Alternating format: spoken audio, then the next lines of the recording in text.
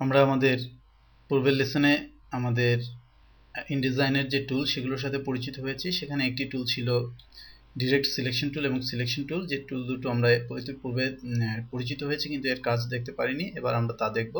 প্রথমেই আমি সিলেকশন টুলটি নির্বাচন করছি। এখন আমি এই সিলেকশন টুলটি দিয়ে যে অবজেক্টটিকে সিলেক্ট করছি, অর্থাৎ যে অবজেক্টটির উপর ক্লিক করছি সেই অবজেক্টটি সিলেক্ট হয়ে যাচ্ছে। লক্ষ্য করুন এখানে এই অবজেক্টটি সিলেক্ট হচ্ছে, এখানে ক্লিক করলে এই অবজেক্টটি সিলেক্ট হচ্ছে। এটি মূলত সিলেকশন টুল।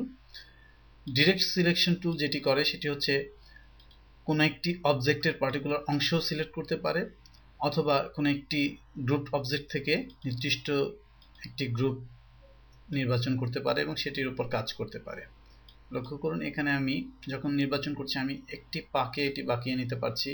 এখানে আমি যখন নির্বাচন করছি আমি এই অ্যাঙ্গেলকে আমি অ্যাঙ্গেলাইজ করছি, অর্থাৎ একটি পয়েন্টকে আমি টানতে পারছি। কিন্তু যখন আমি জেনারেল সিলেকশন টুলটি দিয়ে ক্লিক করব তখন যদি আমি টানি এটি পুরো মাত্রায় বড় হবে, অর্থাৎ এটি সমগ্র যে শেপটি রয়েছে তার উপর কাজ করবে। যাই হোক, এই দুটো টুলের সাথে আমরা পরিচিত হলাম।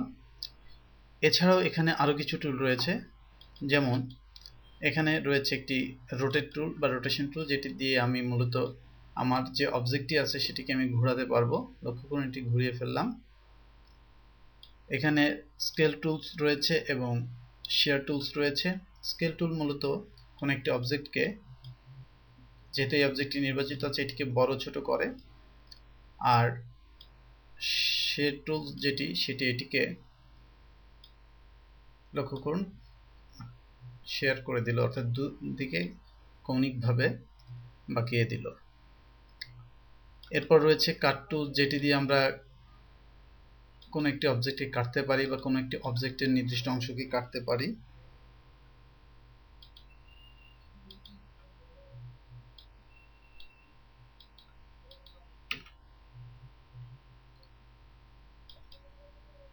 এটি রয়েছে মুভ টুল, যেটি দিয়ে আমরা অবজেক্টকে মুভ করতে পারি, অবজেক্টের যে কোনো একটি পয়েন্টকে মুভ করতে পারি। যেহেতু এখানে মুভের পাশাপাশি লক্ষ্য করুন বেশ কিছু পয়েন্ট আমরা এখানে দেখতে পাচ্ছি, অর্থাৎ আমি কোনো একটি অবজেক্টকে নির্দিষ্ট একটি পয়েন্ট থেকে মুভ করতে পারি। এছাড়াও এখানে গ্রেডিয়েন্ট এবং ফিদার গ্রেডিয়েন্ট বা ট্রান্সপারেন্ট গ্রেডিয়েন্টের জন্য আরো দুটো বাটন রয়েছে, আমরা এর সাথেও পরিচিত হই। আমি এখানে একটি ড্র করছি এবং আমি এখানে গ্রেডিয়েন্ট নিচ্ছি। আমার এই যে অবজেক্টটি রয়েছে সেই অবজেক্টটি মূলত কীরকম হবে সেটি আমরা এখান থেকে কালার বা স্ট্রোক দিয়ে দিতে পারি। আমি চাইলে উইন্ডো থেকে গ্রেডিয়েন্ট প্যালেটটিও ডিফাইন করে নিতে পারি, অ্যাড করে নিতে পারি এবং গ্রেডিয়েন্ট টাইপস ডিফাইন করে দিতে পারি। লক্ষ্য করুন এখানে গ্রেডিয়েন্ট চলে এসেছে, অথবা রেডিয়াল গ্রেডিয়েন্ট করলে রেডিয়াল গ্রেডিয়েন্ট করতে পারি। এখানে রয়েছে ফিদার গ্রেডিয়েন্ট, যেটি একদিক থেকে আরেক দিকে মিশিয়ে দেবে, অর্থাৎ এই অংশটুকু কিছুটা ট্রান্সপারেন্ট এবং ফিদার হয়ে শেষ হয়ে যাচ্ছে। সুতরাং এই টুল দুটোর ব্যবহারও আমরা দেখলাম।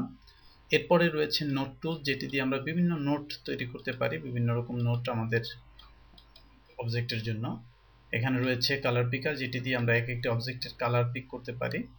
এখানে রয়েছে হ্যান্ড টুলস, যেটি দিয়ে পুরো ক্যানভাস বা পুরো যে বোর্ড সেটিকে আমরা মুভ করতে পারি। এখানে রয়েছে জুম টুল, যেটা দিয়ে আমরা জুম করতে পারি এবং অল্টার চেপে জুম আউটও করতে পারি। আর এখানে রয়েছে আমার সুইচ, অর্থাৎ ফ্রন্ট কালার এবং ব্যাক কালারের সাথে সুইচ করার জন্য, এবং এখান থেকে ব্যাক কালার এবং ফ্রন্ট কালার পিকারও আমরা ব্যবহার করতে পারি। সুতরাং আমরা আমাদের টুলবারের সাথে মোটামুটিভাবে পরিচিত হলাম এবং এই টুলবারগুলো আশা করি সঠিকভাবেই ব্যবহার করতে পারবো।